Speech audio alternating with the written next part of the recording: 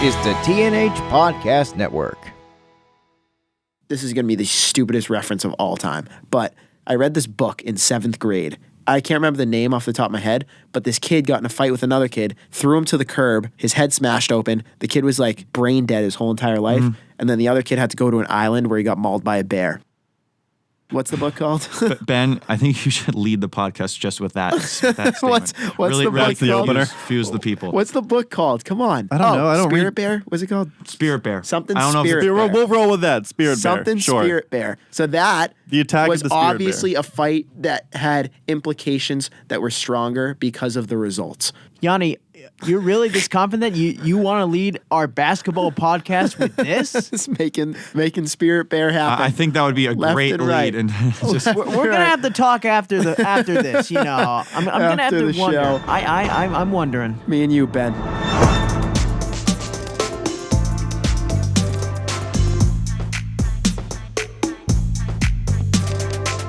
What is good, everyone? Welcome to the 6th episode of the 2nd season of the TNH HoopCats podcast on the TNH Podcast Network. My name is Sam Eggert, and I'm here back with the boys, Yanni Kokoris and Matt Erb. Guys, what's good? Back in the building. good morning. Got a lot to talk about on the show today. We have a special guest, Alvin Nathaniel's here. We talked to him about our fantasy basketball league. We're going to talk about Melo going to the Blazers, a little bit of Celtics talk, a little bit of Paul George being back, a couple of rookie report bids, a lot to get to on the show. Let's stop wasting time. Carmelo Anthony. Woj bomb, maybe of the year so far. Of the season, absolutely. Melo to the Blazers. I don't know. I mean, he's the best open gym guy in the whole entire country. You got to give him a chance, right? I mean, that was enough for me. I mean, him in that hoodie, the way he was just whopping down bucks. I can't tell you what that gym is called off the top of my head, but I reference it a lot. Melo is a Hall of Fame athlete when he plays in that gym that everyone plays open run in. Like that gym, he's the best player of all time. So maybe it's a little deceptive. I think Melo would be the best big three player of all time if he joined that league. He's not. I don't think he's NBA ready. I mean, the Portland Trail Blazers released a comment that said, Melo has been chosen for this spot to fill a specific role that has been plagued by injuries. So literally, that statement said, Melo, you're on this team now. We're giving you a chance to do a certain role. Don't expect anything else. Well, that role is to play defense and rebound because that's what they've been missing. They need that stretch four is what they're targeting with him. Yeah, they've So- been throwing Anthony Tolliver out there. Right. And, like, Anthony Tolliver's good if he's playing 10 minutes a night, shooting a couple threes. He doesn't do much else. He's kind of like similar game to me, but regardless, Carmelo Anthony's a scorer. He's a mid-range scorer. Right. They need him to shoot threes, play defense, and rebound. He'll rebound, I think, right? I hope. He'll rebound better than Dame or CJ. Or Mario Hezonja, who's Or been starting at anyone the who 4. just, yeah, Even anyone. Hassan Whiteside on a given day. Yeah. Well, I don't know if I go that far. Well, his effort. Well, have is you heard just Melo awful. yell when he wants the ball? Yeah. Yeah, he gets the ball. He's got the second best yell in basketball after Kawhi. If he yells and wants the ball, he will get the ball. So, by far. But I think the Trailblazers were the right team to take the chance on him. We're going to touch on the Trailblazers a little bit later in the podcast with Alvin. But, I mean, they stink right now. So, taking the chance on Carmelo, you never know, right? He was an NBA guy, claims he's still got it. We're going to see ourselves. And it's going to be interesting. I believe this weekend they're playing the Rockets. So, a little bit of a flashback. Maybe he'll cheat the system. Revenge game action. Yeah, revenge game, bounce back season. We'll see. Moving on, the Celtics, guys. What are they, 9-1 now? 9-1. 9-1. Hayward out with a hand injury. That was brutal, but they still look damn good even after Hayward going out. They are offensively the best team in basketball right now. They're ranked number 1 in the ESPN Power Rankings, and it deserved it so, even when Gordon Hayward go down. It's a shame because he was playing really well. But this is what Brad Stevens can do, and we've seen Jaylen Brown after that contract extension had a rough 1 or 2 first games, but now he's balling. Jason Tatum, terrible night against the Mavericks, shooting 1 for 18 from the field, but he balled against the Wizards. This team is having fun. I don't think it's totally Kyrie Irving's fault that they're that he left, but Kemba Walker is just such a better role in that spot, and this is a fun team to watch, and I'm so happy that this is our hometown team. It's just funny because the Celtics and the Nets have been in similar game situations this year. Very similar games, close games. Kemba's hitting the shots to stretch out the leads. Kyrie is missing the shots to give the Nets the win or stretch out a lead, and other teams are coming back. It's just funny to see that comparison. I saw a stat the other day when I was watching the game. I don't know if you guys were watching the game at this time. Fourth quarter offensive rating in the NBA there was a list. All 5 of the top guys were on the Celtics. I was so confused. I thought it was top 5 guys on the Celtics offensive rating in the fourth quarter. No. Offensive rating in the fourth quarter in the NBA before that game the other day. I'm not sure if it's still the same. All 5 guys were on the Boston Celtics. Tatum, Kemba, Tice. I think Hayward was on there. I can't remember off the top of my head who the 5th guy is. But I find that crazy that 5 guys on one team have the best offensive rating in basketball in the fourth quarter. Wow. That's so cool. Before Sam gets into it, I just want to let you in on a little stat because I follow this Instagram page and it always comes up with cool Celtics stats. So right now in the league, James Harden leads in most 3 points made at 49. Yep. Damian Lillard and Kemba Walker are tied with 44. Okay. But here's the thing. Harden has taken 55 more three-pointers than both of them. That's crazy. And Lillard has taken 15 more than Walker. Kemba's balling right now.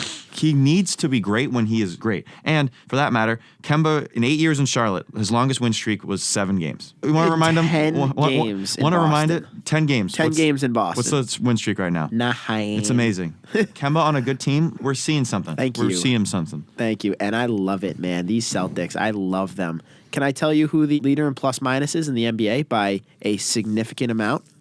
Can I just guess? Do we know? Yeah, Do we know? Sam, guess. I want to guess. I'm hoping it's Marcus Smart, It's not. but I think it's Jaylen Brown. None. Is it? It's Lob Williams. No. It's Kemba. Nope. It's not even close that Jason Tatum by 32 of plus minus. Jason Tatum is plus 128 through 10 games of basketball. That is crazy to me. And it's LeBron. I can't even say the name. LeBron's plus 96, which makes me want to throw up. But he's second best in the NBA. Jason Tatum is a plus 128. We are the biggest plus minus podcast. We thought it was this side of the Mississippi. We were wrong. It's the country. Biggest plus minus podcast in the country. Jason Tatum, plus 128. The Celtics can't lose, man. The Celtics can't lose. And you can agree with me, I think you will. Jason Tatum is just so much more fun to watch. I was getting so frustrated last year when he would just shoot the mid-range jumpers and there would be bad shots. Now he's getting to the hoop, and when he's shooting, he's going from three-point range. He's not shooting as many mid-range jumper unless it's really close to the basket. This is a great, I think he's going to be an all-star this year. Remember when all the haters said Team USA wasn't going to be good for these guys? They were wrong. They were so wrong. Jaylen Brown had a move the other night where he hesitated, drove right, and punched a dunk. Yeah. I was like, he doesn't do that. That's not Jaylen Brown. This is the new Jaylen Brown. This is Team USA Jaylen Brown. Jason Tatum came off a screen, one dribble, 3. Jason Tatum did not know how to do that in the past. He worked on it. They look good. All those guys. They came into the season ready to go, and they are going to be potentially the best team in basketball next time we talk. There's a lot of things that you love to see with this team. And Yanni, one of them, I got so excited I had to text you about it because after that 1 for 18 performance, what does Jason Tatum have on his Snapchat? He's in the gym. Back in the gym. 11 p.m. putting up shots. That's what we need to see. That's what players should be doing. We don't see enough of that. I want to see players marketing their work ethic on social media. And that's what Jace Move's doing. I agree. And another thing with that, I think he had good reason to.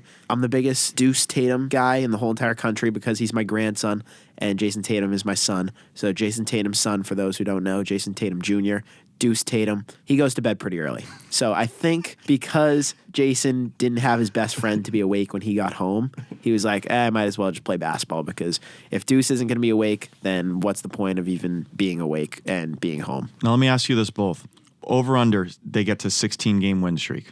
I'm going to take the under on that. Under? I know they play the Clippers in that time before they hit 16. What was the number, 16? 16.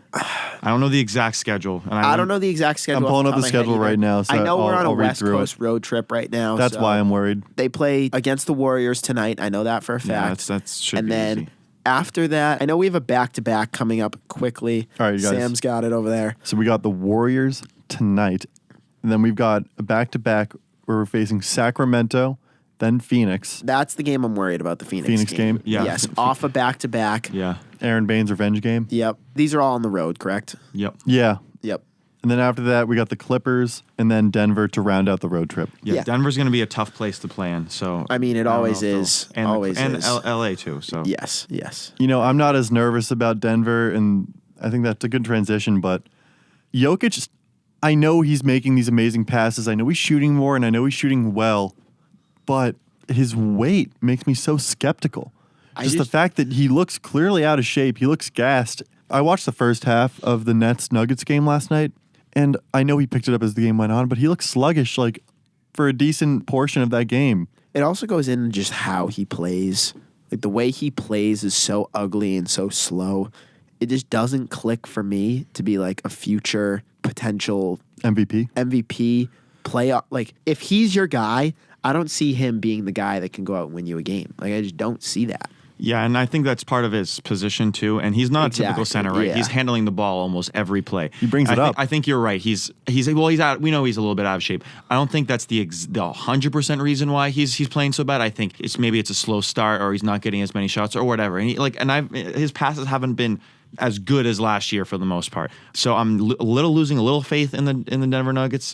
Jamal Murray's been playing, having up and down, and a lot of those players. Paul Millsap's been playing well.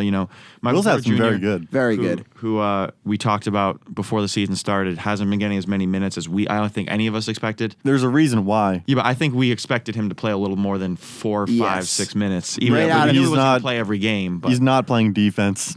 Yeah. That's really what it comes down to for him. But yeah, continue. Yeah, so the Nuggets, like the last against Philly and against, I think, the Timberwolves, Jokic hit a buzzer beater at the very end to win the game. And is that going to happen after every game, during every game when it's close? Probably not. No. But, I mean, Philly is a whole other conversation because they're trying to do something I don't get. But Denver I wouldn't bet on them winning every game. Like, I wouldn't place a money bet on it. They scare me. As a team that's 8-3, I think, so there's 3 teams in the West that are 8-3. The Rockets, the Nuggets, and the Utah Jazz. Lakers 9-2? Lakers are 9-2, yes. I truly believe that the Nuggets are the worst out of those 3 teams. Easily, yeah. Easily. What was it? Especially the least. Oh, Jazz, yeah. The Utah probably. Jazz. The Utah Jazz. But the Nuggets scare me. They don't have it. When I watch them play, they just don't have, like, it. There's no other way I can say it, but they just don't have it. They have a sense of unease. Yes. Where there's no confidence. It There's looks no like they're confidence. scrambling at times, and the confidence isn't where it should be because should be Western Conference Finals contender. Yeah. They should be in the mix for that. Right. I mean, this was the best team in the West last year. Like Not right losing now, any based guys. off how the season's gone so far, you put them in a first-round matchup against the Suns. I don't know which way that's going. 7. I think it's going to go 7 or 6 for sure. I don't know who will bring it out, but Suns have been a whole nother. Do you want to transition to the Suns then? Happily. Yeah, the Suns have been a surprise. Aaron Baines has been shooting well. Sam was right earlier when he said that Ricky Rubio was a great pickup. I think it's like 40% Ricky Rubio, 5% Aaron Baines, and 55% Monty Williams. I think that's what's been working well for them. Devin Booker, he doesn't ball handle as much, and I think he's enjoying that. He's still giving you 25, 24 a night. Yep. And Kelly Oubre has been having a pretty good start. He's averaging like 20 and maybe like a steal or a few rebounds a game. And I don't know I forget who their 4 is, but that person's been playing. Well, they've had Frank Kaminsky playing the 4 a little bit. Yeah, It's maybe, been yeah. Oubre. I mean, they have a good and starting Dario 4. and Dario Saric. Yes. And Oh, it's funny Saric's playing because we were talking about plus minus. Third place for plus minus in the NBA Dario. is Devin Booker at plus 92. Fifth place, Kelly Oubre plus 89. And then, yes, Dario Saric is 16th at plus 75. Yeah. So, like, you can't hate that. I was just looking for the stat because I couldn't find it because I had to scroll so far down on the list. We can keep talking about the Suns. I just wanted to bring it up. Nikola Jokic is having his best plus-minus season of his career, +5 on the season so far. That's it. He's only plus 5. And that's of his career. His best of career. Best of his career. Do you know what it was last Do you year? have the yeah? Last year, 3.9. Year before, 4.7, 4.1, 1.2. So 5 right now is the best plus-minus he has of his career. That blows me out of the water. He's a ball-dominant player. You know what? Now that I'm looking at it, maybe it's average. So That is average. I think it's average to the 3.9, but still, if you're only averaging +5 per game, I don't even know if this is like fully updated yet, but +5 a game would be pretty solid. I couldn't find him on the list I was looking. That's why I had to do more in depth. Well, I got it right here. He's plus 55 this year. Okay, so that's not as bad as I thought, but definitely should be better for What, the, they play the Nuggets 11 guy. games? The Nuggets guy, yeah. So that'd 11 be games. averaging +5. Yeah. Right? So right on the money. Yeah. There you go. Marcus Smart's plus 52. Yes. Shout out Marcus Smart. And Marcus Smart isn't nearly as big of a player as Jokic is on the Nuggets. And I know that's no insult to Marcus Well, Smart. Jokic is their superstar. Exactly. So Marcus Exactly. Smart Yes. Marcus Smart's such a great person Great and player. We could go Yeah. on and on On about and Marcus on. Smart. I mean, man. Anyways, he's back just to the a god. Suns. definitely the surprise of the year, correct? Yeah. I don't even think anyone. The best good surprise of the year, Oh, I'd say so. great surprise. Absolutely. Yeah, in terms of a positive I think surprise, they deserve agree. it. They deserve it. I say it over and over. They play with a chip on their shoulder. There's no doubt they're a good basketball team. You know and who they I'm play still hard. Like he's regressed a little bit scoring wise, but I'm still a fan of Mikal Bridges. I just think he adds a lot defensively for them. He's got like I think he has the longest arms in the NBA, maybe Something like that. maybe in Well, NBA behind history. Giannis. Well, for someone his size, true. it's like ridiculous. His wingspan's like 7'4" or something like that. Yeah. Actually, that Don't- might be. I can't. It's right up with the numbers, but Don't quote me on that, but regardless, I like what he adds. I love what Rubio's been doing because everyone's been saying it for year in, year out. They don't have a point guard. They need a point guard. Some people thought that they'd go after Morant was a thought for them going into the draft this year. Yep. Yeah, last year I thought they should have taken Luka first overall because I thought that they needed a facilitator. And I thought like Luka, Trae Young would be a better fit for them than Ayton. Oh yeah, but they the also need draft. a big like.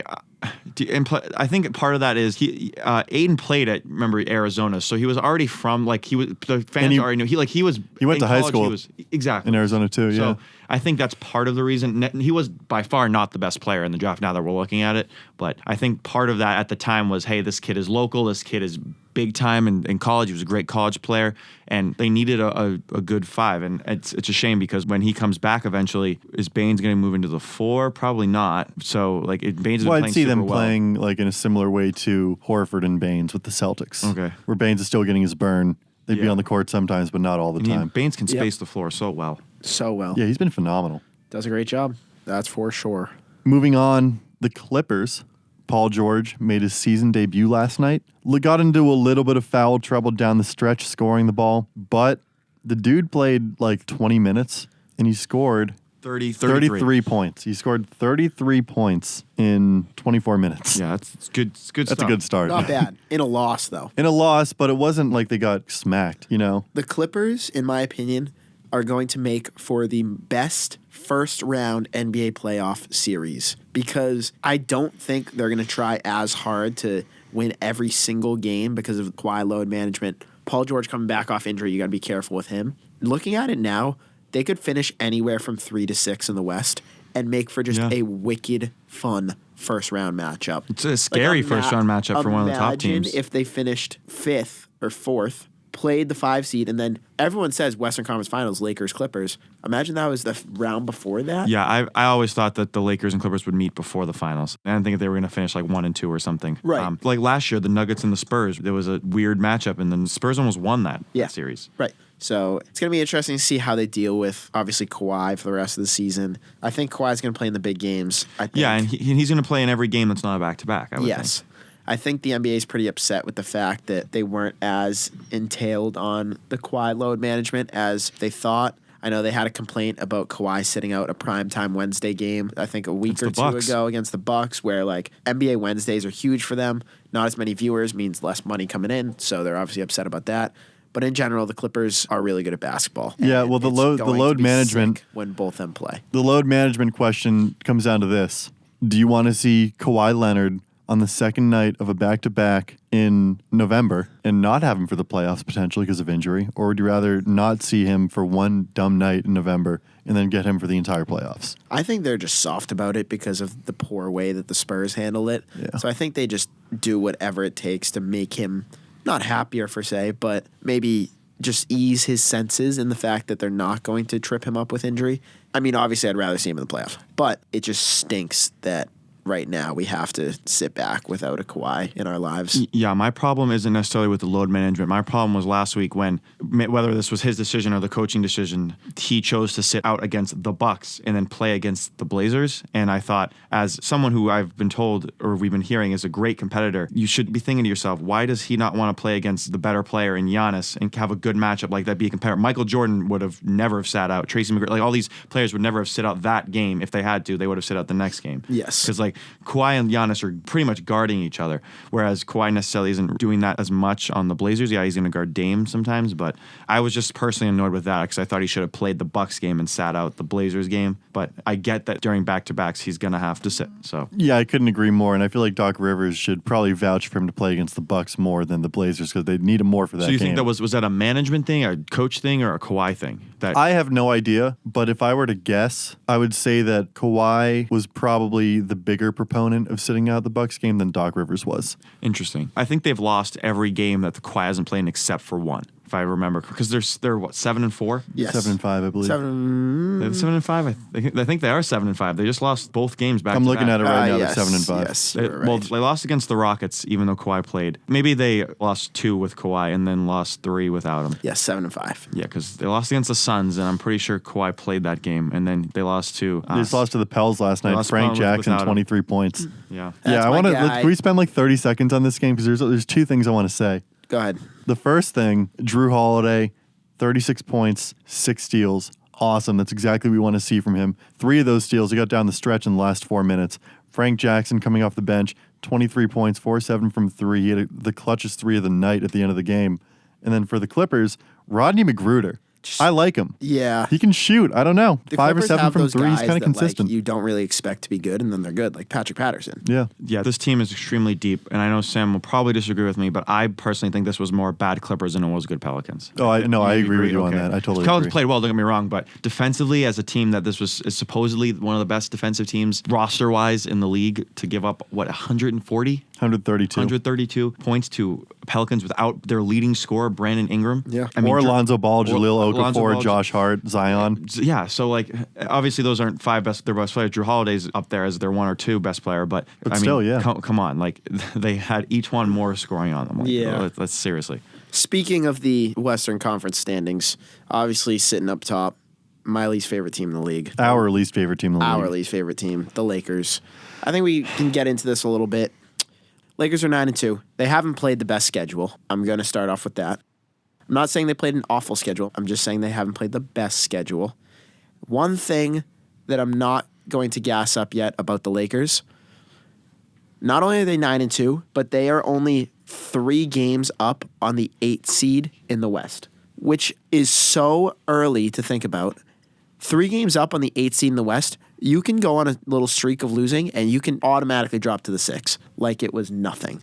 And when the Lakers actually start playing real basketball, teams that actually know what they're doing and don't walk around with broken legs and no arms, then they are going to start losing games. It's early in the season. LeBron didn't play in the playoffs, just a reminder, so he's very well rested for this early season participation. And once the mid-season starts grinding and teams find that second wind, and old LeBron does not, it's going to be funny to watch the Lakers fall. I think they're still going to be a playoff team. Obviously, I'm not going to go too far into it, but obviously LeBron's having a pretty solid season because he hogs the ball. It's what he does. It just makes me want to throw up. They've got a damn easy schedule ahead. So easy. I mean, not only that, but they had an easy schedule in the past. Like, oh, yeah. like- Well, listen to their next couple of games. They got the Kings, the Hawks, 2 games against the Thunder, then the Grizzlies.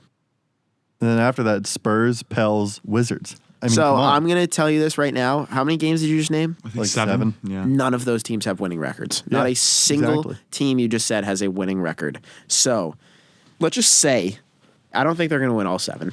Don't think they have enough because they find a way. I think they win all 7. they find a way to lose one of those games. I know Depends for if a Anthony fact. Davis plays or not, because he's. I know he's been for a iffy. fact because with the schedule that they've had, they should be 11-0, 10-1, yeah. 10-1. But the fact that I forget who Why that 10-1? other I think game. that 9-2 is. I think it was the Clippers opening night. They that lost to the Clippers and opening they night. They then definitely lost should to have the lost Raptors. that game. The Raptors game, they should have lost too. So Yeah. 9-2. Yeah. They'll find a way to lose one of those games. I just don't see them. But let's say they do win all 7. If they're 16-2, they're going to get so much media press. It is going to be absurd. No one's even talking about the 9-win streak of the Celtics. The 9-win streak of the Lakers, if they win the next 7, is going to be the most talked about thing since not only Since, like, sliced Tim Tebow. not only since sliced bread, but since like the Titanic not being crashed, being sailed away.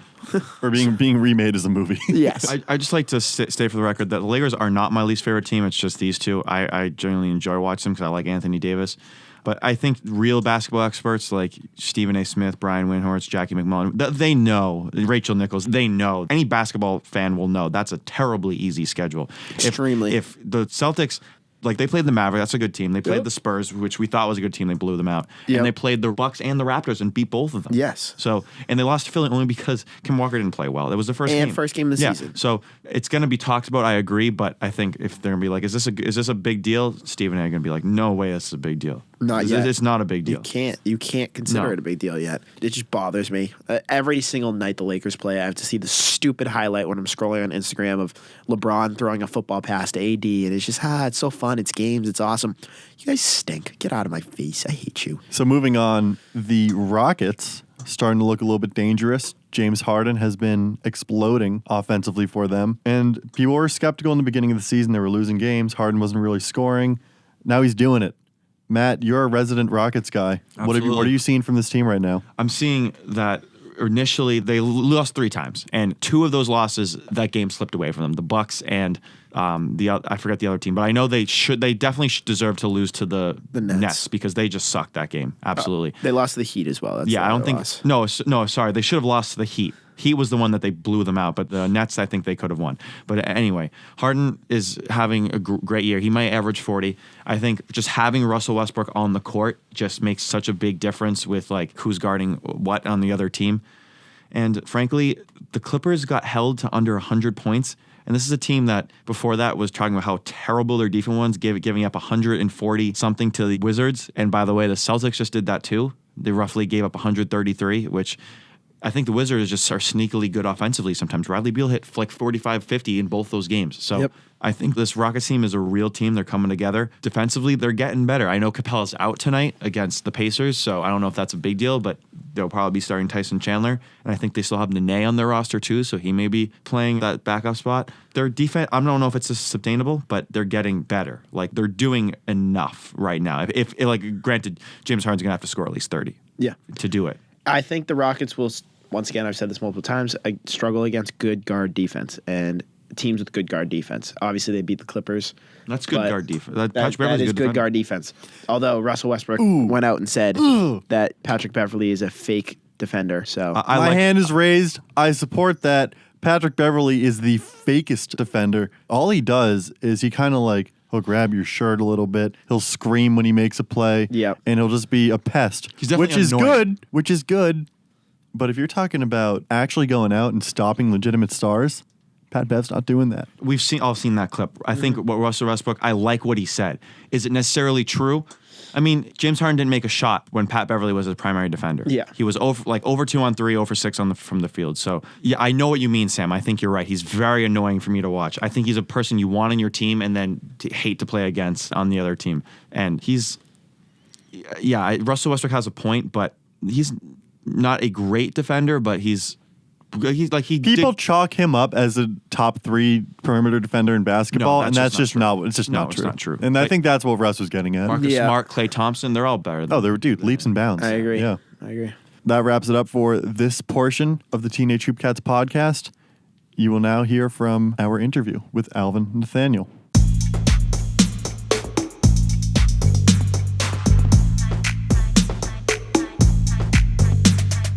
All right, we now welcome on Alvin Nathaniel, the owner of Team Lin On Me in the UNHVB Fantasy Basketball League. Alvin's team currently 9-15. He's facing 50 Shades of Clay, which is owned by our own co-host, Matt Erb. Matt's up 5-3. Alvin, what do you think of your team? Are you happy with what you got out of the draft? Are you content? Do you think there's things that need to be changed? How are you feeling at this point in the season? Honestly, dude, my team's been so bad. I feel like I did really bad there in the draft. I think the one thing that I wish I didn't do was that I drafted way too many young guys. I had Colin Sexton, John Collins, Trae Young, but Trae Young's a great pick. Not as great as all my picks, but keep going. Yeah. I mean, I got rocked by Yanni last week or whatever, 2 weeks ago. Destroyed. But I just picked up way too many young guys, and I feel like they had very high potential, but I don't know. That was a risk I took. You definitely didn't draft for consistency. Exactly. No, not even close. Hey, you took a risk. You had a long season. It's a I long know. season in NBA basketball. You're a little plagued by injuries right now, I believe. Yeah, I had Collins is out. Bagley is out. Chris Middleton. Middleton's out. I had Karis LeVert one time, and he's out for like 4 to 6 weeks, so I had to drop in. Trey Young was out for a couple weeks. Yep. Although you did take advantage of my worst move of the year. I dropped Jaren Jackson Jr. for Jonathan Isaac. Isaac's a good pickup because he's going to lead the league in blocks this year. Count on that. But Jaren Jackson, he kind of fills up the stat sheet when he's not fouling. So I Yeah. think he's going to be really good for you. He had a rough start in the beginning of the season, but like I feel like he's really started to pick it up. So good pickup from the free agents. Yeah, I don't know why I gave up on him. That didn't make much sense. You also dropped TJ Warren too, and I picked him up. Well, I dropped TJ Warren, then picked up Brandon Ingram, who's been one of the pretty best good. scorers in basketball. So Yes. Yes, Duke product. Thank you. Alvin, if I had to make a comment, I love Bradley Beal. Saw him the other night against the Celtics. Dropped 44. Absolutely love that guy. He's just an all-time scorer. He knows what to do. He's great with the ball. Tragic that he has to play for the Washington Wizards. I hate Feel so bad that he's for him. on the Washington Wizards. But that man's an all-star. That man is a great NBA player, and he's great on your fantasy team. Although I wasn't really sure why he signed that 2-year deal though. Why he resigned. because they're giving him the money. Sometimes it's just the love of money. Well, loyalty's a forgotten part of basketball today. It is. And And- obviously Bradley Beal's career has been based in Washington for the most part here. For the whole part, it's all Washington. Yeah. I'm hoping he retires a Wizard. Ooh, that's a heavy statement. I don't know about that. Why is that a heavy statement, though? Because I feel like at a certain point of your career, you value winning more than just money. I feel like he got his bag 2 years. All right, cool. This contract aligns with John Wall's contract. And so I feel like in 2 years, I wouldn't see him wearing a Wizards uniform. Am I crazy to think that the Wizards might be good in a couple of years? Yeah. Like 3-4 years, they could be good. Yeah, you're pretty out of your mind, not gonna lie. Well, let me give you some reasons why I think they'll be good. First, you start with Brad Beal. He's a consistent all-star. He's one of the best scorers in basketball. Plays defense. I don't think anybody's arguing against that. I'm assuming John Wall is going to be healthy in 2 years. John Wall's still dead. John Wall, He's washed up. He's dead. he is washed up. He's currently Dead. out of commission. Dead. Is how I like to say it. But I think that when John Wall's healthy, and that's a big if, he'll be a productive player. I don't think he'll be an all-star by any means, but I think he'll be able to put up, like 15 points, 8 assists, play a little bit of defense. He'll get the job done. It'll be better than most starting point guards in basketball. It's not saying a ton, but it'll be productive. And then, you add on to that, I think Roy Hachimura, I don't know if he has all-star potential, but he has consistent starter for 15 years in the NBA good. potential. I He's think so he'll be good. good. And then Thomas Bryant, I think he has legitimate all-star potential. He's a big body. He's well-rounded. He takes high percentage shots only, so that's something you can rely on. He blocks shots, one of the best rebounders in basketball already. And he's got a little bit of Brad Miller in him. He passes well. And then, you add on the fact that they're going to have a losing season this year. We can all agree on that. A losing season? Yeah, a losing season. So what does that mean? Yanni, what does that mean, losing season? You usually lose a lot more games than you win. That also means you get a lottery pick. That too. So if they strike well in these next 2 drafts, watch out for the Wizards to be maybe not a title contender, but a legitimate team in the Eastern All I'm Conference in a saying couple years. is, as a college guy, this draft coming in, not as heavily loaded as some of the past. I'm going to say the past 3 drafts. This is probably the lightest since I've seen in a while. No. Very top heavy. That I agree with, Very and it's top very heavy. guard heavy too. Very With guard heavy LaMelo, as well. RJ Hampton, Yes. Anthony Edwards, James Cole Wiseman Anthony. came and was not eligible being in To the NBA play. draft. Yeah. So there's So we'll really see. no big mans out there. Yes. Yeah. Well, do they need a big? I guess Yeah. they need a 4, right? Yeah. Ish. You got Mo Wagner. Listen, they're never going to win anything if their best player's dead. It's math. They need to get out of that contract. That 2 contract plus is 4 nasty. is 6, not dead. And John Wall is dead. Dead. Big dead. When was the last time he even stepped foot on the court? Kentucky. And that was it. He Yeah, played in back when he was Kentucky. doing his dance. I don't even remember the last time he played in the NBA. Yeah, he was doing his dance. After that, couldn't tell you what happened to John Wall. I mean, there's a great song about him, Do the John Wall. I don't know if you know it. Of course. Matt. Iconic. Matt, you've been awfully quiet. Do you have any takes on this Wizards team? Well, we know the Wizards suck, and this is Alvin's segment. I'm going to let him talk. But on top of our fantasy, Honestly, I think my team's just not doing well this week because your team's playing well. I'm only up by like 5 points, and the steals and the 3 points made are roughly even, right? So it could go either way. I know your team has just been unlucky. I don't think you drafted poorly. I think you just have been unlucky. Who could have predicted John Collins or Chris Middleton, right? And who knows? Like it can change week to week. Sam and I had a great week. Both of our teams played extremely well. He got the upper hand 5-3, and now his team's playing like booty. So it's injury. Well, De'Aaron Fox isn't the whole reason why you have Luke Doncic and De'Aaron Fox, and then it's more Roz's team playing well. And then there's Clint Capella, and then there's Clint Capella had 20 rebounds last night. Excuse me. Why am I blanking on his name? Brandon Ingram's hurt. Yeah, Brandon Ingram's been hurt too. So it's luck, right? It can change week to week. Sam's been performing week to week, and then sometimes it just doesn't happen. So who knows? This fantasy. Well, besides Ben's team, which is never going to get any better. Right. Anyone I think can come back and forth. Chris was talking smack about Duffy's team, and now Chris is losing 2-6. So it can change week to week. So I wouldn't be surprised. I'm going to be upset, but I'm not going to be shocked if I lose 3-5 or something. I'd be upset or shocked if I lost anything more than that. But I mean, Damian Lillard. He shot 2 for 12 the other night and it was held to 9 points. Is that going to happen every night? Absolutely not. So I like that you brought up Lillard because I think that is going to happen every night, and it's not because of Damian Lillard. I think it's because of the Blazers not having anybody else who can score consistently other than him and McCollum. So defenses are the most confusing team in basketball right now. Yeah, and defenses are just going to defend the only people they have to defend, which is Damian Lillard and CJ McCollum, because you're not going to rely on Mario Hezonja or Anthony Tolliver or Nasir Little or any of those bozos they just to signed score. Melo, so You think? Well, we will have already spoken about that at this point in the podcast, but regardless, I don't know. I'm losing confidence in the Blazers. It's not because of Dame not playing well or CJ not playing well. It's just because they don't have other guys that can do anything. No, they're not deep. I feel like if they want to contend now in the West, they need to make a trade. Losing Alfred Camino was a big hit. I feel like they're really short on the 3 and the 4. And they just have way too many big guys. Like, they have Hassan Whiteside, they have Nurkic coming back. So I feel like if they want to contend in the West, they should at least make a trade for a Kevin Love or a Danilo Gallinari or something. I think Gallo would be a great fit with them. I feel like he would be an easier trade than Kevin Love. Yeah. Listen, Matt, you can speak because I got a topic to bring up. Yeah, listen, the Blazers absolutely have been a disappointment this week, but to say Damian Lillard's going to be held to 2 for 12 is going to be only scoring in single. I saw that he broke 232 or games, something like that, streak of not scoring in double figures. That's not going to happen, right? Damian Lillard had a bad night. He's going to score in double digits almost every night. And let's keep in mind, they played the Raptors, and the Raptors are a sneakily good defensive team. They won a road trip, played the Lakers, the Clippers, and the Blazers, and they won 2 out of the 3. If you count up Anthony Davis, LeBron James, Kawhi Leonard, and Damian Lillard, they're the 4 best players that they face. They held them, I saw a stat, they held those 4 players in that road trip to 60 points. To all combined. That's a sneakily good defensive team. Damian Lillard, every player has their nights, right?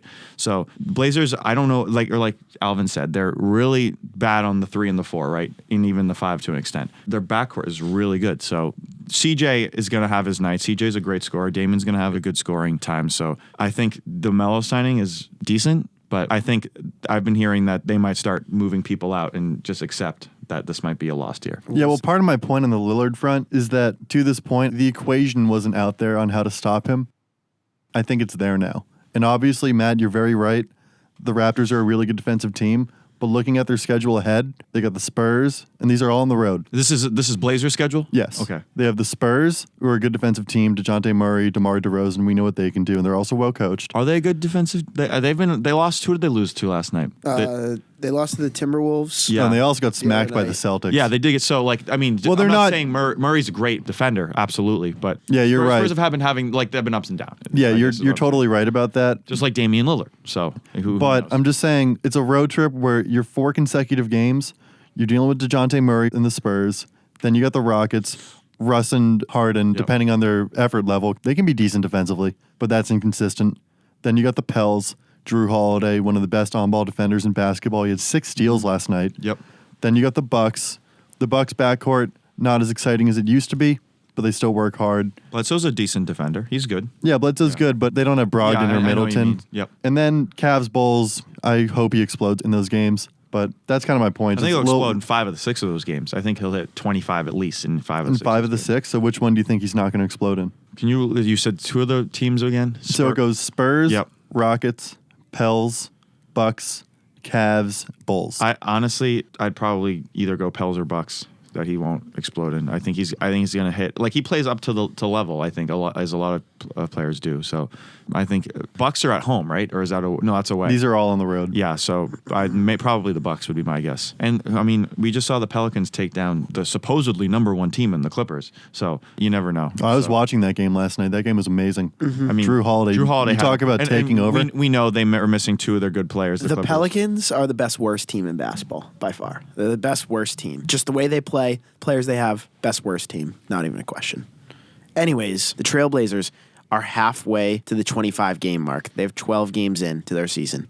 25 games in the NBA season defines where you're going to be at for the rest of the season. If you're not contending 25 games in, you are out of the picture, out of it. Especially in the Western Conference, you're not going to even contend for a playoff spot. If they double their record right now and they are 8-16 by 25 games, let's even give them 9-16 to make it 25, the Trailblazers will not make the playoffs. We just talked about their schedule. We just talked about those 6 games. They have to go out and win at least 4 of those 6. Can't win 3. You have to go win 4. If they don't win, they're in trouble. And I know it's a blown year, but like, they got all-stars. They got guys on injury who are coming back. There's no excuses. The West is tough. We've had some surprises, but I mean, the Trailblazers are sitting 13th in the Western Conference, 12 games in. Who would have thought? Not me. So moving back to the fantasy front, Alvin, you just made a move. You picked up Will Barton, dropped Karis LeVert. Yep. Now, Matt and I had an argument about Will Barton, right? It was me and you who talked about that? I know we talked about it, but I don't know if it was an argument. I just think that you said he was an inconsistent scorer, and I think I think inconsistent's a good word, but I wouldn't say he's a bad player. I think it's... Oh, he's a very good player. He's one of my favorites. I think he can... his ceiling is like 25 on a really good night, and as low as we've seen him hit 0. So I don't know what the argument was about. I think you'll have to explain. He's a role player. Well, I was just talking about his fantasy value. I don't really think it's there. I think he's a good ad drop. I don't think he's a keeper long term. Because sometimes, like, we only have 8 people in our league, so sometimes the ad drop is better. Because in my other league, we have 10, and the ad drop isn't always there. So I think Will Barton is a good ad drop. Yeah, if you catch him on a good week, he'll be good. But it's just a matter of not holding on to him for too long. Karis LeVert, he's out. So, like, I needed, like, another wing to put him in there. And yeah, so that was a no-brainer. I feel like in the free agent list right now, Will Barton was probably, like, the best option out there. Like, Otto Porter Jr., I picked him up during the draft. He's been booty. I mean, let's see. There's Jeremy Lamb. He's out. All these players and the free agents are literally booty. Tragic. Imagine having to go to free agents for your guys. Dude, because I am going to talk about the best team after this week in this fantasy league, and that is yours truly, Hingle McCringleberry, Yanni Kokoris, after getting disrespected on this podcast, utterly disrespected, is going to be in first place after this week. Yeah, I got smacked by Giannis' team like 2 weeks ago. Smacked. Yanni, everyone who comes in my way. I got a big everyone question comes in my for way you. is just, You hear that? Yanni. Andrew Wiggins is not going to keep up that scoring. Smack. Matt and I are on the same page. Smack. What's your take on that? Smacking. Is Andrew Wiggins going to keep up this pace? See, the Timberwolves interest me. Andrew Wiggins, we said it's do or die year. This is Andrew Wiggins. You're either staying or go to the WNBA where you belong. Don't disrespect the WNBA like that. Andrew Wiggins has potential for that. G League. Let's say the G League. I don't even think he's G League potential. All right, let's fine. say Europe. He's going overseas. Fair. The Timberwolves themselves have had just not a good stretch of basketball years of just like borderline bubble team for I don't know how long. So this is not only Andrew Wiggins' do or die year, this is the Timberwolves' do or die year where like we're going to start canceling the Timberwolves to start the season if they don't pick it up. They've had great games this year. They've had terrible games this year. Warriors, they took to OT. They lost to the Nuggets by 2, which is pretty solid. Smoked the Spurs, but also got smoked by the Grizzlies. So you have no idea what to tell from this Timberwolves team. They're 7-4. Andrew Wiggins himself is going to play hard this year. There's no questions asked. Cat is going to cry the whole entire time. There are questions asked about Andrew Wiggins playing hard. Are you kidding me? No questions asked because if he doesn't, he's done. He's canceled. It's just over. His career is over. Everyone's going to say early retirement, bust, all this garbage. I mean, let me educate you a little because you think you're all tough, but you're also playing the worst team in the league. All factuals. And you've even forgot to set your lineup. Matt, tell the listeners who the worst team in the league is. Ben Laycock. His username is iLaycock. And he's just gotten lucky. I don't even think he necessarily drafted back. I think he's just gotten unlucky. Anyone who picked Steph Curry in the first round is losing. I don't care what draft you're in unless you've got just great other pickups. But who exactly have you played that's been a good threat? Alvin's team's just been on here's my thing. Chris sucks. I mean, smoked Raz. Raz is smoking Raz Sam. sucked the first week too. Raz is smoking Sam. I want to see you play It's me just- and Sam, and It's then a I wanna see matter it. of me A healthy my team. outsmarting everybody else. How are you outsmarting? You don't even like if you need to utilize the add drop feature so you can Not- get an you don't extra need player to. every time. You're not. If you've got guys, then you don't need to do it. I'm a guru. Granted, all right? it's burning me right now because I'm holding on to my injured players, but still, you don't I'm a necessarily need guru. to. Not only am I not an ad drop guy, I'm keeping DeAndre Ayton on my team for no reason. I should have dropped him 27 years ago, and I didn't, and he's just chilling. And now I'm like too committed on the fact that I like DeAndre Ayton on my bench. Couldn't put him in IR because he loves drugs, and he tried to dilute his pee, which was a terrible idea, obviously. I just want to let you know that I'm just taking a quick look, and you can double check this. But if this week you were playing my team, I'd be up 5-3. That's fair. Just by looking at what stats you have, and if you put James Harden in and whoever else you missed last week, or the And other day, Wiggins. you'd probably be winning. So I missed out on 77 points on Wednesday night. That's big stuff. A bunch of other stuff. I know I missed out probably on 6 or 7 steals. Yeah, absolutely. Rebounds, obviously, assists for both those guys. So I missed out on a lot. Hey, 16 for 17 free throws from James Harden too. Free throw percentage is a stat that I'm losing in. Whatever, man. I wasn't I don't even know scared. how you're- Wasn't scared. This is just me, being the guy I am, doing what I do, what I love, how I do it. Tell me one more thing about myself. Also, You Ben's can't. team just got Paul George back, so that could be it's getting better for him. He's not totally out of it yet. Not yet, but soon to be. Whip and Dab in studio. So he'll be competitive. So, Alvin, we're about to close off this segment. Any final takes on the fantasy season? I'm going to make a huge comeback season. Stay tuned. I'm going to have Marvin Bagley back. He was actually my top pick on most improved player this season. And I have Love MB. Chris Middleton back. And I feel like in the last few weeks, my team's going to get it together, rally some points, and, make the playoffs and make some noise. Well, we'll see about that. Alvin, I'd like to thank you for coming on the podcast. Thank you, guys. A Thank you for having me. well-spoken individual, just not smart enough to think that he's going to pass me in the standings. For me. Yes, All but right, it's we shall fine. see about that. But it's fine. It's way too early, so we'll see. I'm a prepubescent funk, so.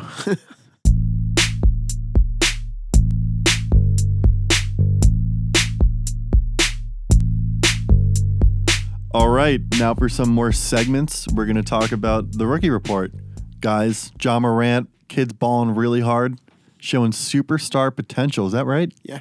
I think that he's going to be the next great point guard. He's really good at being a lefty. He's really good at being a lefty. We've got another lefty I want to talk about in a minute, too. Yep. That guy's also good at being a lefty, but we're going to get into that. Yeah, and this also applies to the other guy that we keep referencing, but I'd be more excited for Ja and this other guy, who I'm sure we're talking about is RJ Barrett. Nope. Is But well, RJ Barrett, I think so we is got just a 3 lefty. lefties. We got That's what 3 I'm lefties talking then. Well, I think RJ Barrett is just a lefty, Yeah. whereas Ja Morant isn't. But anyway, I'd be more excited for both of them if they weren't on such crappy franchises. Well, Kendrick Nunn's the other lefty. Yeah. Oh, is he? Is He's he the third lefty. They're all lefties, they're all 3 of them. lefties? Yeah. Oh, I didn't know that. I thought Ja Morant was righty and he was just good with his left. No. I'm pretty sure Ja Morant's a lefty. But anyway, He's a I'm sure you're right. But these, they I know Ja Morant's a righty. Oh, then I'm just Yeah. stupid. But he's good with his left He's good hand. with his left hand, Yeah. which I Yeah. thought was your point. And these are good rookies. These are all contenders right now. Or Yes. Ja Morant's, I think, a little ahead just because of the way he's been carrying, whereas RJ Barrett isn't carrying the Knicks necessarily. Like Ja Morant kind of is, right? So because Ja Morant could be the best player on that team right now. Hey, I mean, 18.3 points, shooting 48% from the field speaks for itself. So I think Morant's leaping Yeah. way ahead of the race. I agree as well. I think it's not even a question. 10 games, 11 games in, I don't think anyone is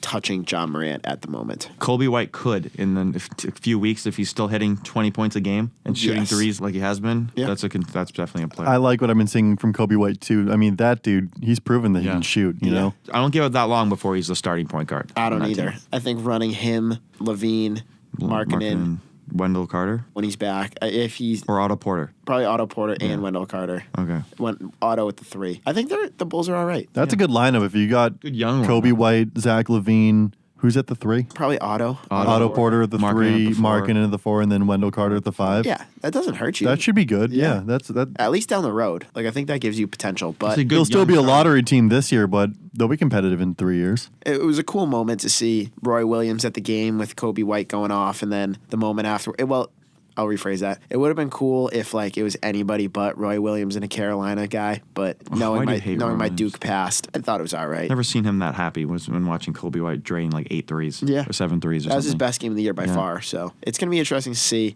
Ja looks good. RJ looks good. Kendrick Talk Nunn looks about good. a little bit of Kendrick Nunn right now. Kendrick Nunn, when I first brought him up and when I was first watching him, I was saying he's only a 3-point shooter.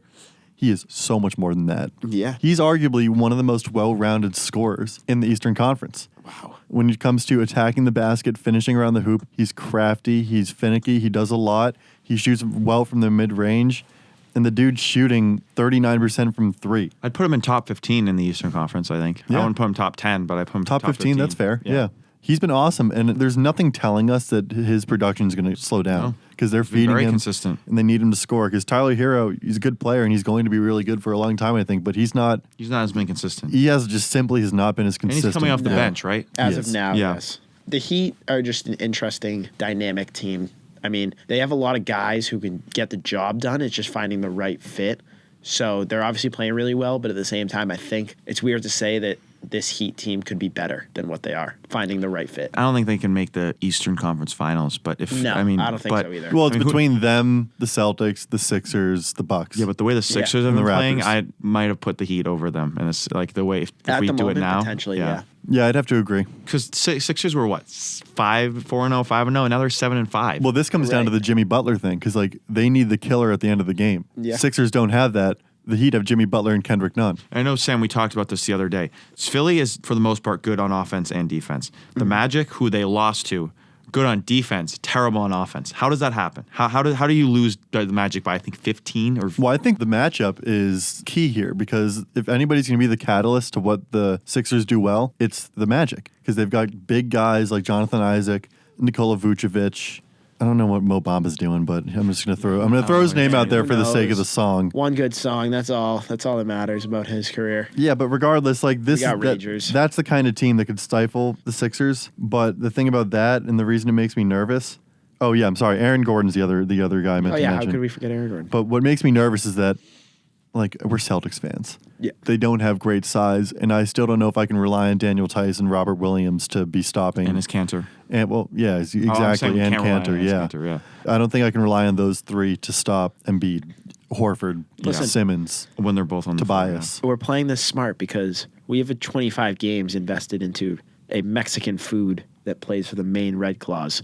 Yeah. So, Yeah. I mean, if we want to use them, we can when we have the chance. I guess so. I'm 25 definitely not games ruling it out. and I just a like to- Mexican food. I'd just like to point out that I've never been a fan of Ben Simmons, but I especially dislike him this year for the sense that he said he was going to shoot more threes. And correct me if I'm wrong, I have not seen him shoot any threes No. this season at all. He hit one in preseason, though, so that He was won in like preseason kinda and sick. it's just like, I'm going to stop here. I made one. Like, Yeah. Tristan Thompson has made more threes this season. That was than the first Ben three of his Simmons. career, correct? Yeah. Yeah. Tristan Thompson, yeah, I believe Yeah. so. Yeah. Ben Simmons is probably my least favorite player in the league right Yo, now. who saw that play where Tristan Thompson dribbled the ball up the court? was There's like awful. 4 seconds left in the shot clock, and he just hucks it from half court and like hits it like way off the top of the backboard. It Not was even close. Embarrassing.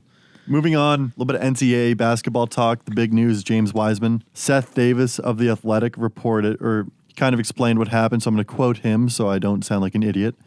Penny Hardaway, he was the Memphis coach. Yep. Penny NBA Hardaway legend. played for Memphis. In 2008, he gave $1 million to the school to help fund a Hall of Fame. He later became the coach at Memphis East, the top high school basketball school in Memphis, and everyone knew he was well positioned to some way be the coach at Memphis.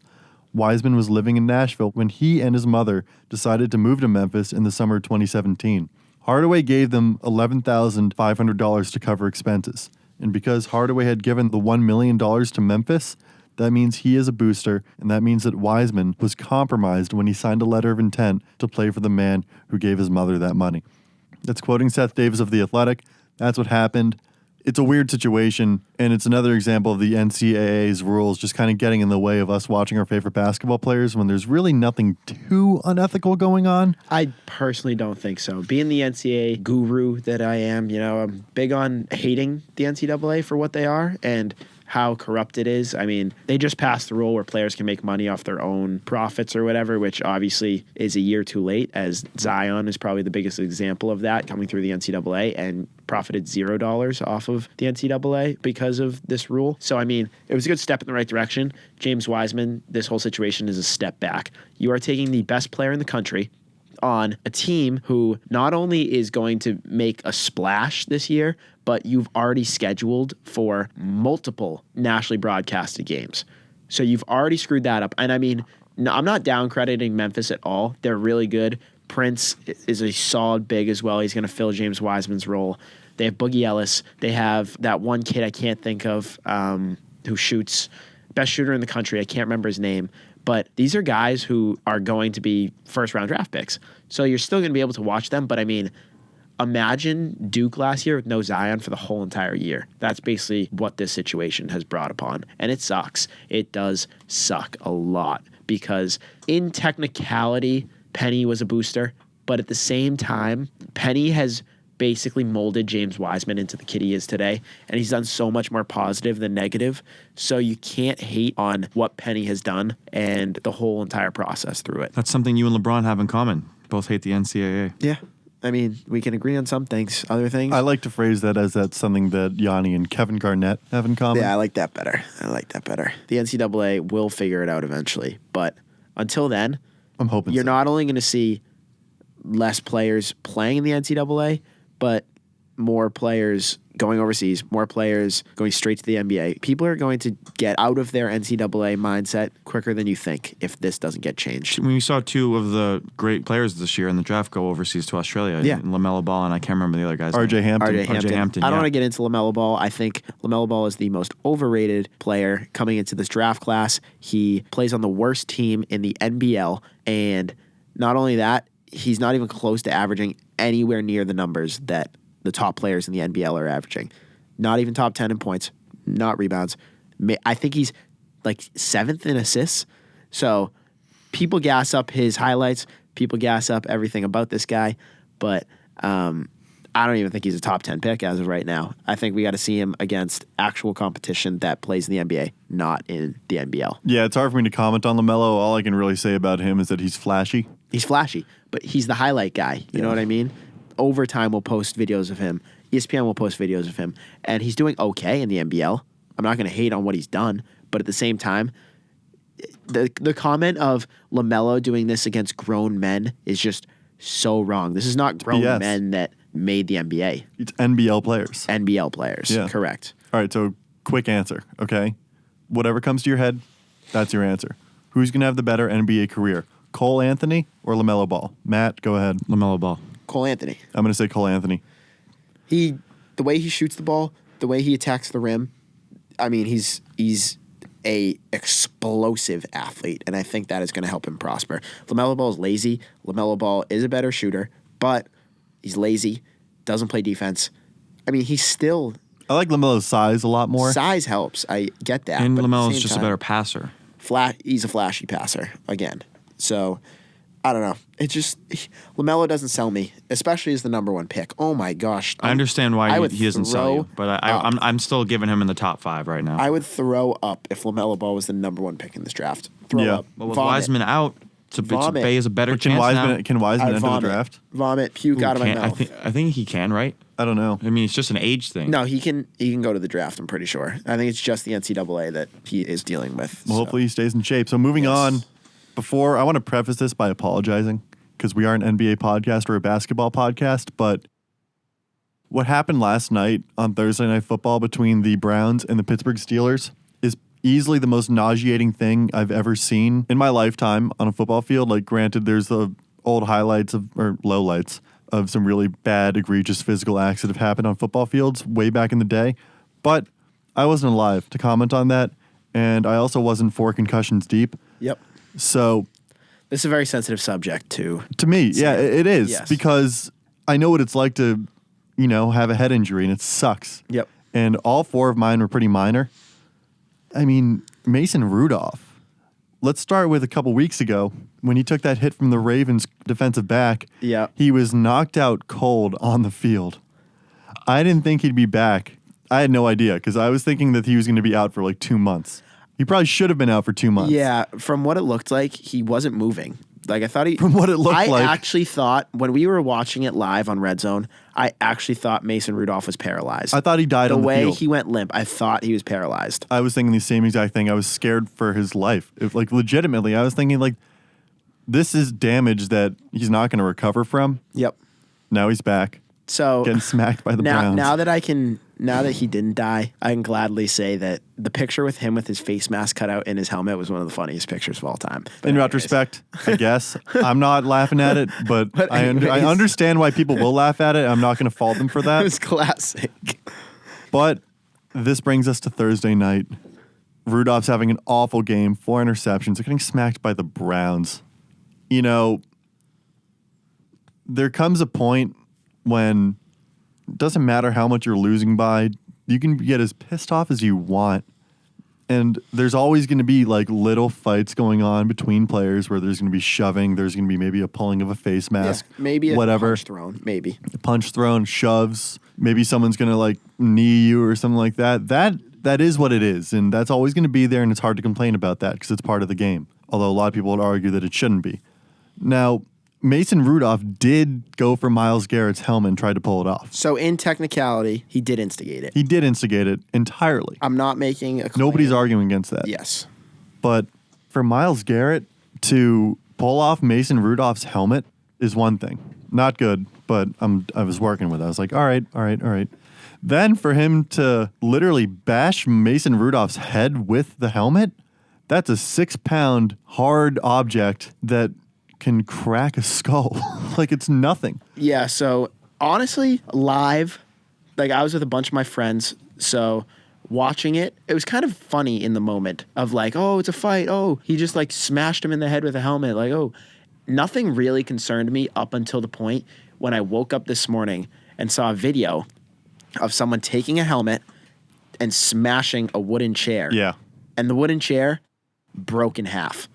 Like, it separated in half. And that's a regular person smashing that chair. That's not Myles. That's not Myles Garrett. Garrett. 295-pound Myles Garrett. First overall draft pick, yeah. Yes. So that's the part that scares me about this. I think the punishments that were dealt out this morning were correct. They were not too fast for, I don't know the word I'm looking for, but too future dependent where you can address the punishment and then address it later as well. So well, they're giving it's gonna themselves be a time process. to make a Exactly. decision. That's what Yeah. I'm trying to say. They're not rushing into a decision, which I like. Because it needs time, and Matt More and I were arguing evaluation. about this before the show today.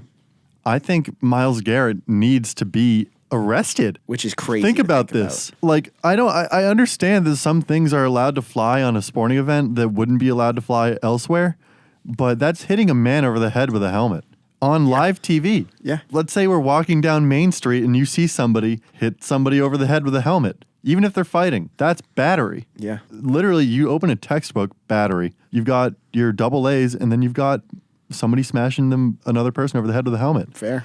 And the fact that, or there's no facts, but if I'm Mason Rudolph, I'm saying, yo, screw this guy. He tried to kill me. Even if he was going full rage mode, you might have been like blacking out like Joe Kelly did when he beat the crap out of Tyler Austin. I was at that game. It was sick. I appreciate that you were at. That's awesome. Yeah. But regardless, you just can't be doing that. No. In any sense of the word. It doesn't matter who you are. It doesn't matter where you are.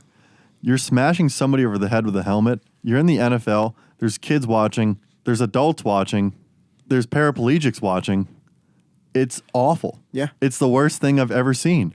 I think it's crazier that Mason Rudolph stayed in the game. I don't know how, but I think that's just the craziest part of this whole thing. The craziest part is that he said he's fine. He's was not very fine. lucky with the way that helmet hit his head. I think the angle it That's hit saying his head the least. was not as deafening as it could have been. Let me tell you right I now. think if the helmet was flipped and it hit him on the skull, Mason Rudolph is dead. Bottom line, Mason Rudolph had not fully recovered from that concussion. Yeah. The first one. Okay. That second hit in the head, Could've killed him. he's got a bruised brain, man. Yeah. His brain is bruised. Yeah. Badly. So we're gonna see where it takes us. Yeah. But it's definitely sickening for the sport. So It's nauseating. Really nauseating. Am I going to get my opinion here? Or are you just gonna I've been keep- waiting for your keep opinion. blabbering. No, I've been we waiting ran- for Here's you. the thing. This We is where you're ramble. wrong. This is where you're wrong. So absolutely, this man, the Browns player, I can't. Why am I? Myles Garrett. Myles Garrett absolutely should have been suspended. He should be fined too. He's done for the entire season. I understand that. I just said that. You know, now it's my turn. Now your turn to listen. Well, I'm ready for the stupidity. Two, and first of all, Justin, I necessarily don't agree with this point, but think about Mason Rudolph here, and the term white privilege is being thrown around right now in the sports media because some people think, hey, if the quarterback, because Mason Rudolph has some culpability here. Right? He was not necessarily the problem, but he was part of it. Right? If you can look at the fight over, it was both sides. And why am I blanking on the Browns player again? Myles Garrett. Garrett and Rudolph. I'm gonna remember that. Garrett absolutely took it to a whole nother level and should be suspended indefinitely. Should Rudolph maybe get a fine? Possibly. Should he get a game suspension? He did not. Possibly. I agree with that. But to say that Garrett should now, if Rudolph wants to do a lawsuit, right? He has a case there. I think he has a case there. Mm-hmm. But to say Garrett should be spend time in a jail cell and a prison cell is just idiotic. And when did I say that? And I'm not saying that, but I've heard some people have, and so it's taking, and there's a lot of motion in here for a lot of people, and to say if anyone, I'm not saying anyone on this podcast said this, but if anyone thinks he should spend time in the jail cell is just dumb. So I don't think it's dumb at all. My take on that is because of how the result of the actions played out, whether by definition Myles Garrett broke a law or not, I think by the fact that Mason Rudolph was not only alive but able to take a snap, nothing will happen. I truly don't think anything will be able to happen because of the result. I think if Mason Rudolph was knocked out cold from that, I think Myles Garrett will never play another snap of football in his whole entire life. If he's knocked out cold after that, Myles Garrett is in a jail cell right now. Yes, potentially. I agree with that. But in sports, it's very results-based with that stuff. Like, regardless of if he broke a technical law or not, it's just very results-based. And it can come down to the technicalities of it all, but I can see both sides of it. He did something wrong. I don't think there's enough here to, hate to say it, put him away. So are we just going to ignore that Rudolph kicked him in the groin and tried to take his helmet off? Like, I think no, we're not ignoring that at all. Unpunished is my point. He deserves to get punished too. Okay. Yes. I totally agree with that. I thought he was going to get suspended as well, but at the same time, it's results-based. So results-based comes down to Myles Garrett maybe took a kick to the groin and did not get phased. So that is not as hardly defined as what else happened. Like, for example, the Steelers player Pouncey, I can't remember his first name. Marquise Pouncey got suspended 3 games because he not only threw punches at Myles Garrett while he was on the ground, but kicked him in the helmet afterwards. Yeah. So results-based, very wide and open. What he did was wrong, and it was called out by the NFL, which was big. Yeah, at the end of the day, if Mason Rudolph doesn't rage like he did, none of this happens. I agree. And yeah, we all agree on that. It's just that you said it's results based. But Ben can edit this out. Mason Rudolph, you're such a pussy. Holy shit. If you go through all this and then get your, like, the moment where he gets hit in the helmet, the second he's not phased, he turns to the ref. Dude, like, if you're going to instigate the whole thing and then turn to the ref when something bad happens to you, that's the part that I hate. I won't use any more explicits because... Yanni, I got a question. So what would you rather have him done? Would you rather he turn to the ref and do what he did, or just fall and just lay on the ground even if he was feeling fine? I think... Just act if he were to flop. So I think in the heat of the moment, you have to keep fighting. If you're going to fight, then you have to keep fighting. But if you're actually... If he instigated it in the way he did, and it's not flop. So I would rather him turn to the ref than flop to the ground. But, like, you can't go through the whole process of, like, basically poking the bear, and then when the bear starts mauling you, you start running. Yeah. Like, that's your fault. It's just a sorry child move on my part by Mason Rudolph, which is, like, sad. He should definitely get suspended, but at the same time, does not justify anything that Myles Garrett did. I know we're going to end up, but I just want to get Sam's response on this. So Sam said, and rightly so, that if I go up to Sam on the street, hit him with a football helmet, I'm going to get charges pressed and possibly arrested, and that's correct. Yes. And his point is that it's no different on a football field. Correct? Am I getting your point roughly? Yeah, across? yeah. Okay, so if I do the same thing, but just use my hands, just fist fight him, right? I mean, you can argue on the severity of it, but you're still going to press charges at me because I went up and fist fought you. So I'm wondering. I don't know, but wait, are you saying fist fighting me on the field or off the field? No, off the field, on the street, right? Yeah. So I'm wondering, last year, Brandon Ingram did that almost the same exact thing. He went to go fight, and I'm wondering why that's any. Now leave the. I know the helmet is a much severe. It's a severe thing, but I'm wondering if you're using the same argument, whether it's on the street or on the football field, why is it any different than why it's on the street and it's in the basketball court? Sam can defend this for after I just make a quick comment. My opinion, it all comes down to results based. So, fight, no one seriously injured, no lawsuit, even though there's technicalities. I think it comes down to results based. I agree. I think that if in that Brandon Ingram fight, if someone gets knocked out, for example, Yes. then yeah. Would you vouch for his being arrested? Yeah. Okay. If he So knocks a guy out, I mean, Yes. come on. Yeah, I would agree. There's fights everywhere. Like, we're in the United States. There's fights everywhere in the world. There's fist fights every single day. But there isn't charges pressed every single day because fights don't cause as severe impacts as the amount of fights that there are. So, like, if someone, this is going to be the stupidest reference of all time, but I read this book in 7th grade, and it was, I can't remember the name off the top of my head, but this kid got in a fight with another kid, threw him to the curb, his head smashed open. The kid was like brain dead his whole entire life. And then the other kid had to go to an island where he got mauled by a bear. What's the book called? Ben, I think you should. I honestly, side note, I think you should lead the podcast just with that statement. What's really, the really book called? Fuse the people. What's the book called? Come on. I don't know. I don't Spirit read. Bear? What's it called? Spirit Bear? Something I don't know. Spirit If Bear. We'll roll with that. Spirit Something Bear. Sure. Spirit Bear. So that The attack was of the Spirit obviously Bear. a fight that had implications that were stronger because of the results. So Mason Rudolph is alive today.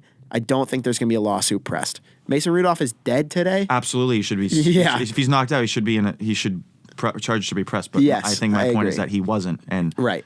It's I think, in my opinion, and Sam can disagree with me, to say that he should be arrested is just a little too. Because too, of Let me Sure. close this out emotionally by invested. saying this. Do I believe Myles Garrett will get arrested and have charges pressed against him? No, I don't think it's going to happen.